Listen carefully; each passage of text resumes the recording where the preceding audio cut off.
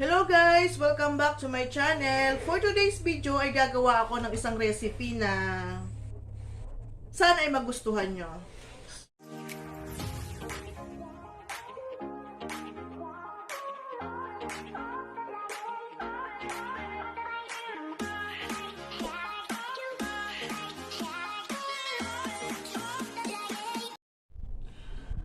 Ang ngayon ay ang gagamitin ko sa aking recipe ay bangus. So, nalinis ko na siya guys at pwede naman kayo gumamit ng any part ng bangus. So, ito lang yung gagamitin ko. Gagamit din ako ng carrots. Na-slice ko na siya into thin. Bell pepper. Gagamit din ako ng isang green at isang red na bell pepper. Tomato or kamatis. Gumamit ako ng 4 na piraso at na-slice ko na rin siya, guys. So, gagamit din ako ng mangga. Isang pirasong mangga and as you can see, ang nakikita nyo lang ay yung pinakang side part ng mangga. So, yun lang kasi yung gagamitin ko, guys. Ngayon, ang gagawin lang natin sa mangga ay i-slice lang natin siya ng pa ganito.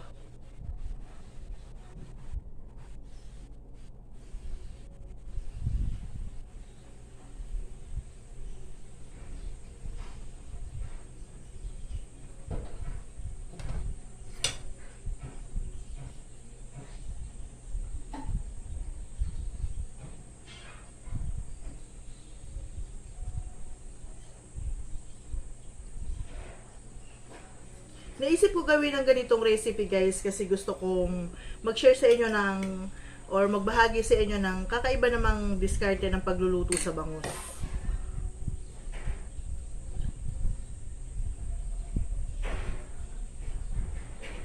At sana ay ma-enjoy nyo or magustuhan nyo ang video na ibabahagi ko sa inyo.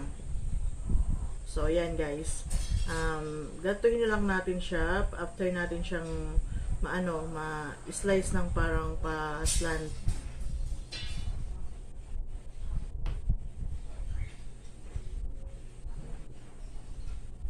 So, yan guys.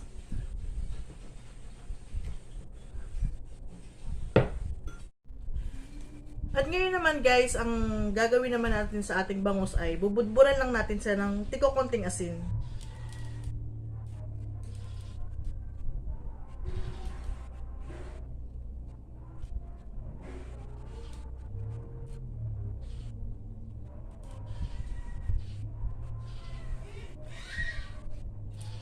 Side by side natin siya lagyan ng asin.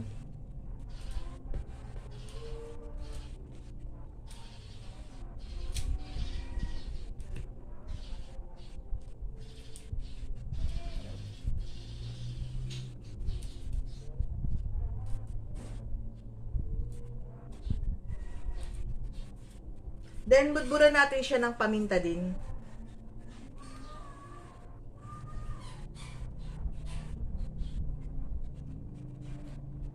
Side by side din gawin natin, guys.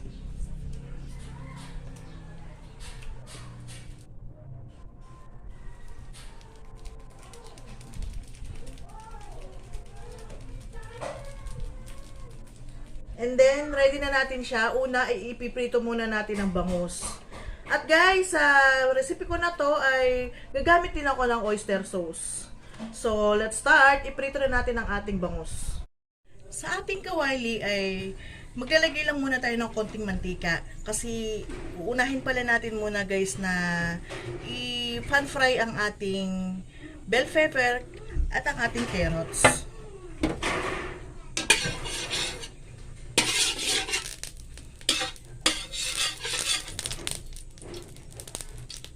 Hintayin lang natin siyang uminit.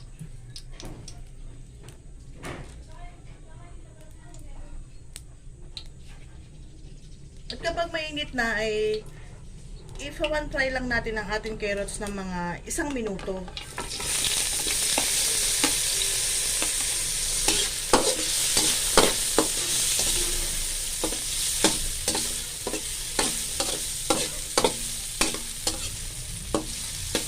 Halu-haluin lang natin siya.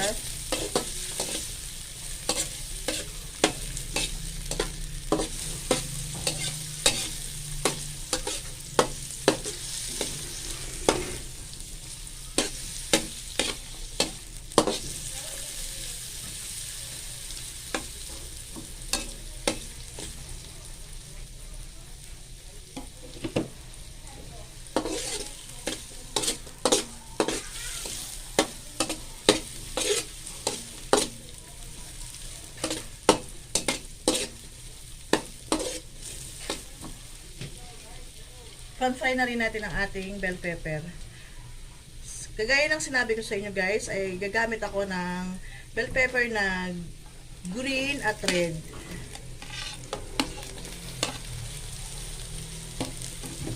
At i-fry lang din natin siya ng mga 1 minuto.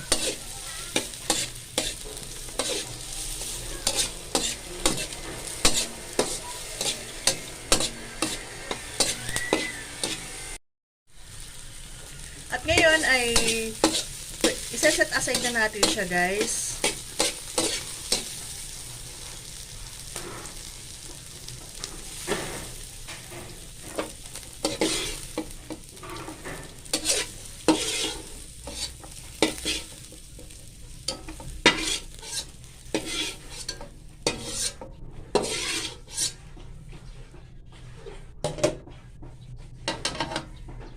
At the same time ay maglalagay tayo ulit ng mantika. Kasi dito na rin natin ipiprito yung ating bangus.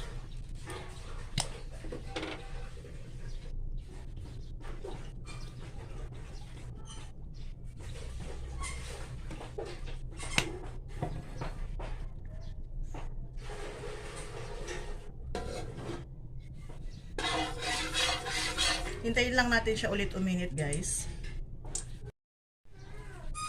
Ngayon ay mainit na ang ating mantika at ilalagay na natin ang ating bangus.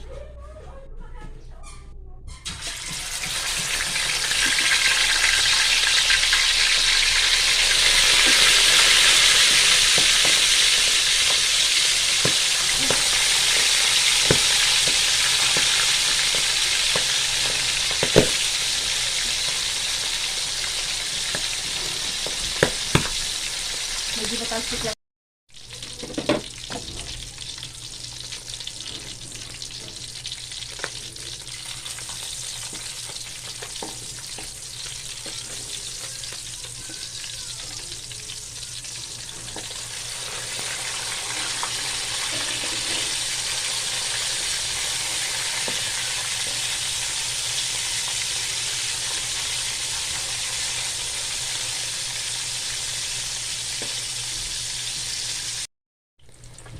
So, ayan guys, aahunin na natin ang ating bangus.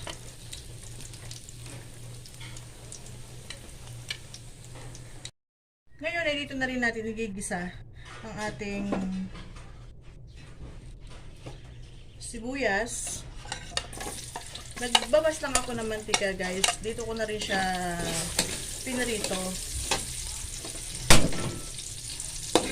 Dito sa aking pinagprituhan, dito ko na rin ako nag-isa. Bali, binawasan ko lang guys ng ng mantika. Para hindi naman sobrang dami yung mantika. Lagyan natin ang ating bawang.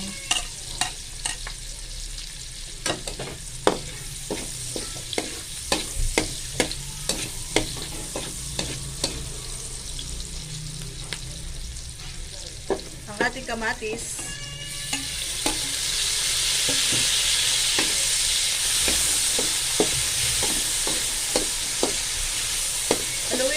Haluin lang natin hanggang sa maluto ang ating kamatis. Ngayon, luto na ang ating kamatis ay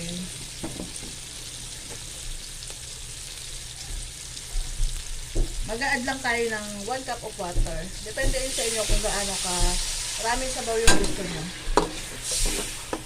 Then, ilagay na natin ang ating manggang hinog. Lagyan ng konting paminta ulit. Ilagay na natin ang oyster sauce.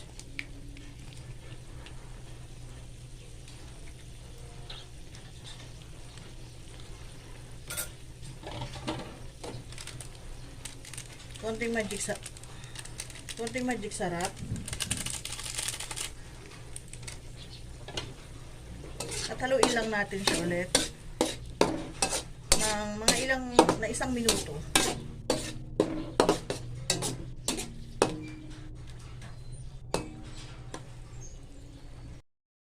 Ngayon ay isa-isa na natin ilalagay ang ating bangus.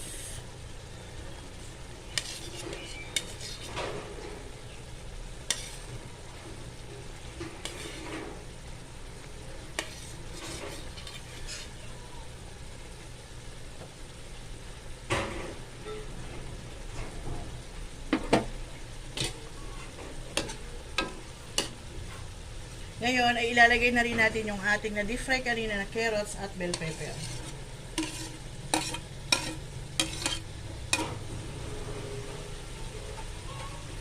And haluin lang natin siya.